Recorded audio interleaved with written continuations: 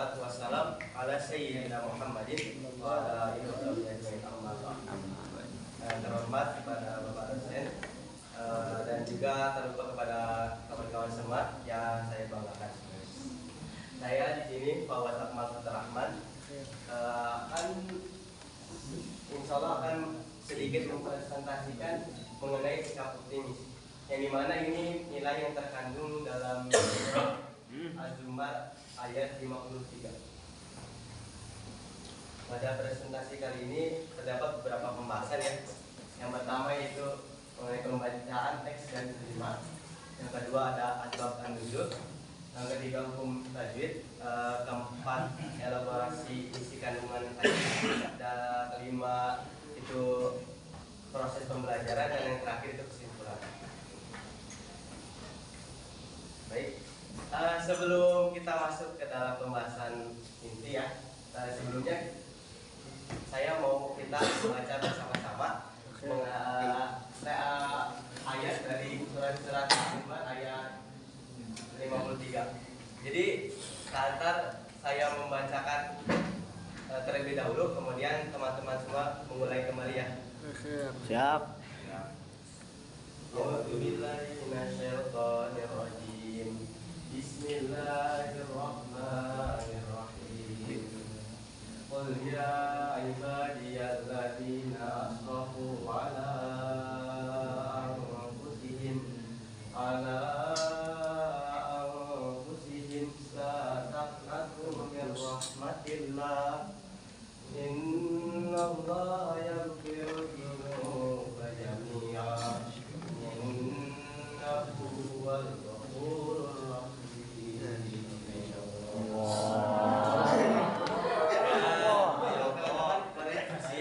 Bacakan ya. 3, 2, 1. Sabar.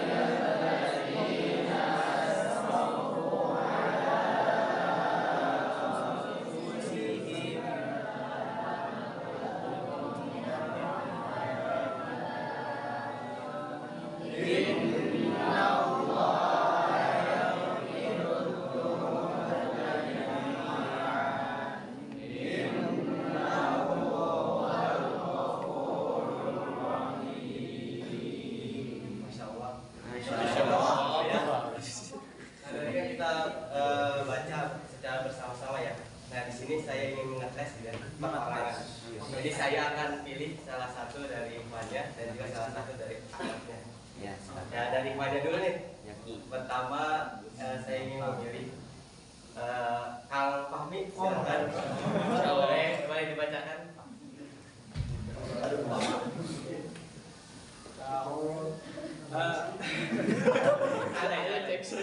A'udzu billahi minasyaitonir rajim. Bismillahirrahmanirrahim. Qul ya ibadiyalladzina asrafu ala anfusihim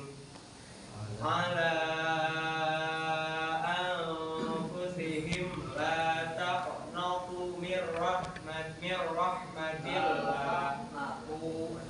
La taqnatu min rahmatillahi innallaha yaghfiru dzunuba jami'a innahu huwal ghafurur rahim. Shadaqallahul azim.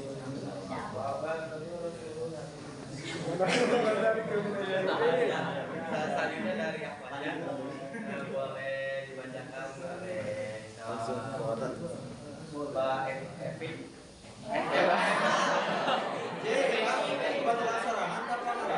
Siapa yang bilang? Epi siapa?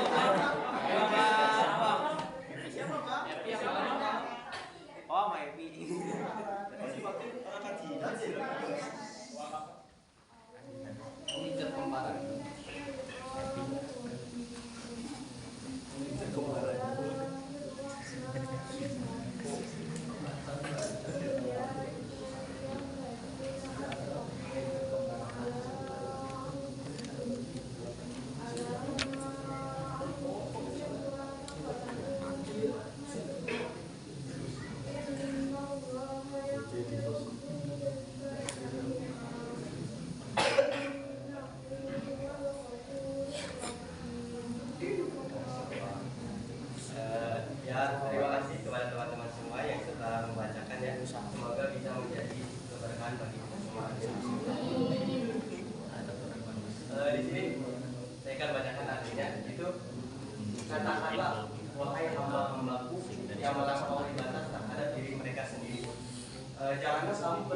asa dari rahmat Allah.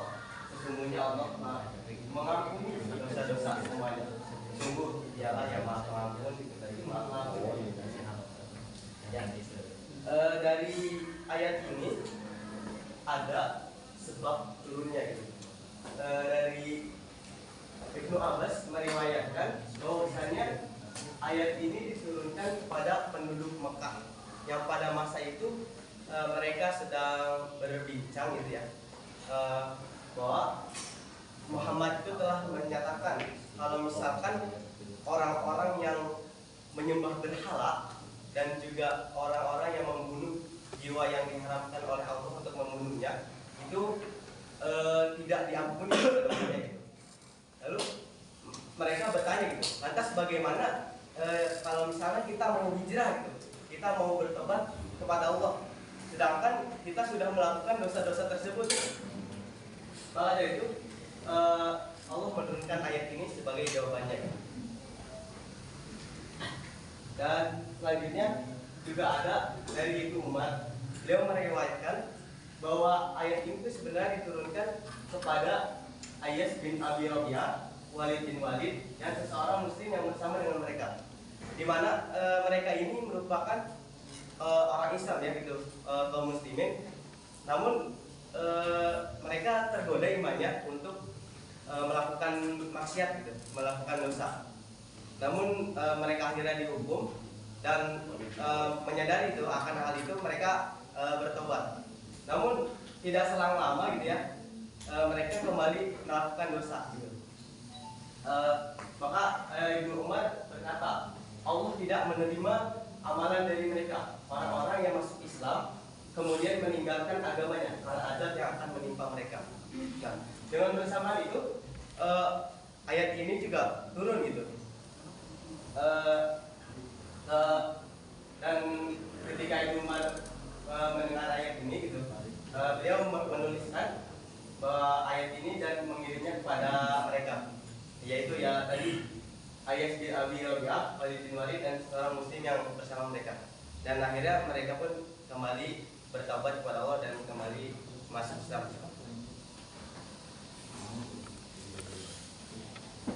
Nah, selanjutnya itu hukum tajwid.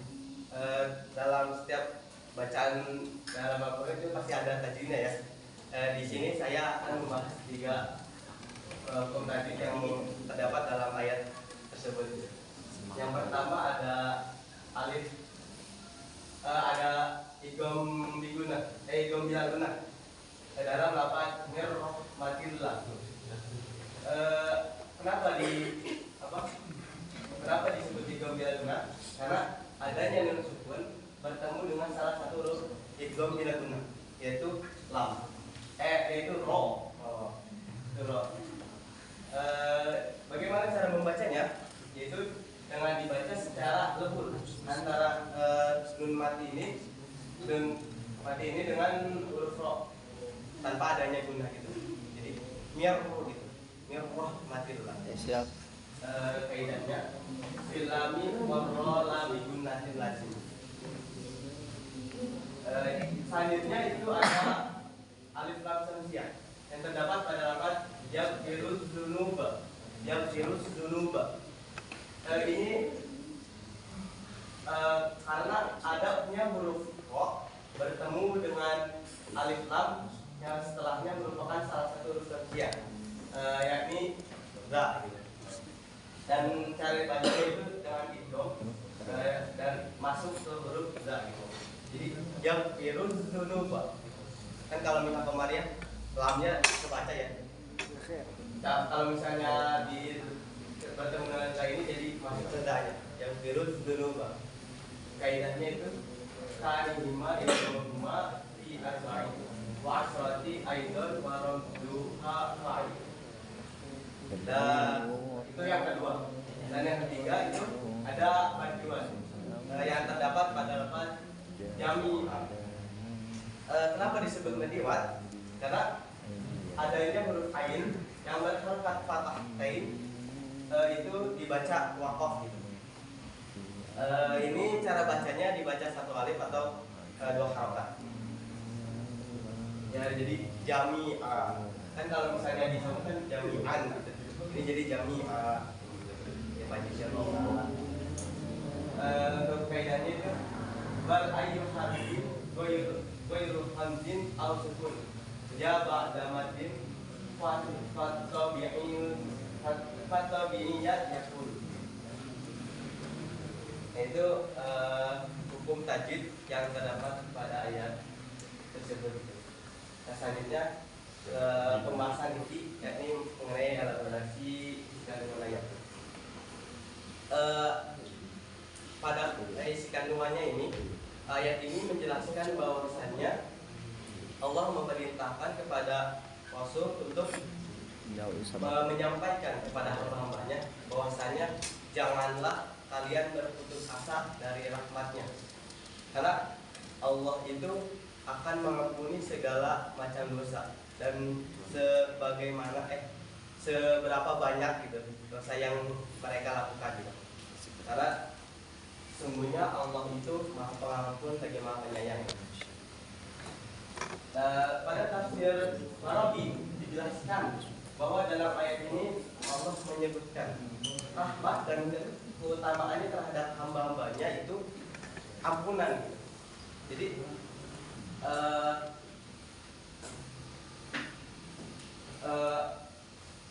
keutamaannya Allah memberikan ampunan kepada hamba-hambanya, ampunan yakni ampunan atas dosa-dosa mereka gitu.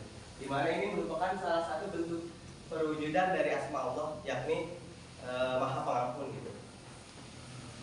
Dengan syarat mereka mau bertobat kepada Allah dan kembali kepada Allah, serta mereka dengan ikhlas mengerjakan sesuatu perbuatan gitu, tanpa adanya paksaan.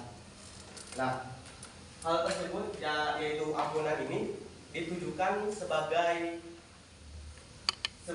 dambaan dan juga peringatan gitu bagi orang-orang mukmin bagi orang-orang yang tersesat, agar mereka kembali kepada jalan Allah dan juga meninggalkan kesesatan yang mereka akui gitu, yang mereka anut. Kemudian di samping itu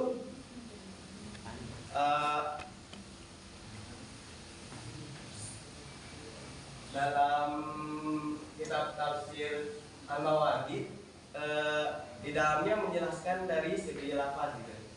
Ya, ini di lafaz alladzina asrafu ala anfusihim. Alladzina asrafu ala anfusihim. Ini kan orang-orang yang melampaui batas terhadap dirinya gitu. Nah, dalam hal ini terdapat dua golongan gitu, berpendapat bahwa terdapat dua golongan. Yang pertama ini orang musyrik, jadi kaum musyrikin yang menyekutukan Allah gitu. Dan yang kedua itu adalah orang-orang yang berbuat dosa namun masih ada keyakinan dalam hatinya bahwa yakin bahwa Allah itu Tuhan, hanya Tuhan gitu, hanya tiada Tuhan selain Allah, seperti itu maksudnya. Tiada Tuhan selain Allah gitu. Selanjutnya dilafaz innallah yaghfirudz dzunuba jami'a. Yaghfirudz dzunuba. Itu bagaimana cara mendapatkan ampunan yang dari Allah Subhanahu wa taala. Ini yang pertama itu bertaubat. Kita selaku hambanya itu bertaubat kepada Allah untuk mendapatkan ampunannya gitu. Yang kedua yaitu dengan Allah yang memaafkannya gitu. Allah yang memaafkan segala dosa yang dilakukan oleh hambanya. Dan yang pasti bukan dosa-dosa besar gitu. Karena itu beda lagi ya urusannya gitu. Beda besar. Ya benar. Yang ketiga itu yang berkaitan dengan poin kedua. Allah sudah memaafkannya, maka dari itu kita selaku hambanya menjauhi dosa-dosa besar. Astagfirullah. Dan juga ada ini menurut Imam Fakhruddin Ar-Razi, apabila Allah membuat satu janji, maka janji tersebut akan diiringi dengan penjelasan yang baik dan juga kelebihan rahmatnya, di mana beliau memberikan hak hambanya bagi hambanya. Jadi gimana maksudnya? Dalam ayat ini Allah menyeru gitu, kepada hamba-hambanya gitu dengan sebutan ibadi, ya ibadi, yaitu yang bermakna hamba-hambaku. Di sini Allah tidak menyebutkan secara jelas gitu, secara jelas bahwasanya langsung ditujukan kepada orang-orang musyrik gitu. Wahai orang-orang musyrik gitu, kalau orang-orang yang berdosa gitu. Di sini Allah menggunakan kata ya ibadi, yaitu hamba-hambaku. Maka jelas ayat ini ditujukan kepada orang muslim yang melakukan dosa.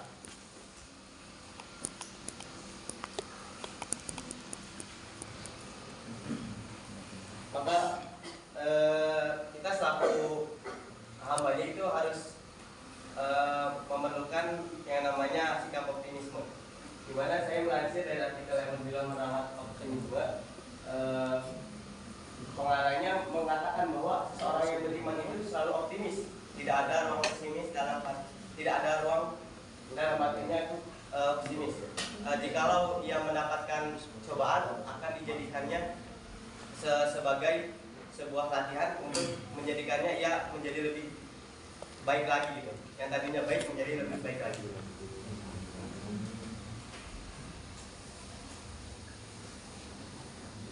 Itu dari pembahasan mengenai elaborasi isi kandungan ayat. Selanjutnya proses pembelajaran. Tujuan dari pembelajaran ini itu diharapkan peserta didik dapat membacakan surat Az-Zumar ayat 53 dan juga dapat menulis surat Az-Zumar ayat 53 dan ya menghafal juga mengenai surat ini dan juga dapat memahami isi kandungan dari surat Az-Zumar ayat 53. Dalam pembelajaran kali ini melalui pendekatan kontekstual machine learning menekankan pada proses keterlibatan siswa secara penuh untuk menemukan materi yang dipelajari dan bisa dihubungkan dengan situasi kehidupan sehari-hari. Dan selanjutnya pendekatan inquiry yang dimana memberikan kesempatan kepada peserta didik untuk belajar melalui studi kasus yang dijadikan pusat pembelajaran. Dalam presentasi kali ini metode yang digunakan yaitu ceramah dan diskusi. Sumber belajarnya itu ada dari Al-Quran dan hadis, beberapa kitab tafsir dan juga jurnal dan artikel. Dalam pembelajaran ini media pembelajaran itu ada smart TV, PowerPoint, laptop dan widget. Dan diharapkan itu untuk evaluasinya melakukan tes gitu peserta didik untuk membacakan kembali surat Az-Zumar ayat 53 dan menuliskannya, menyetorkan juga hafalan mengenai surat Az-Zumar ayat 53 dan juga di akhir menjelaskan isi kandungannya gitu.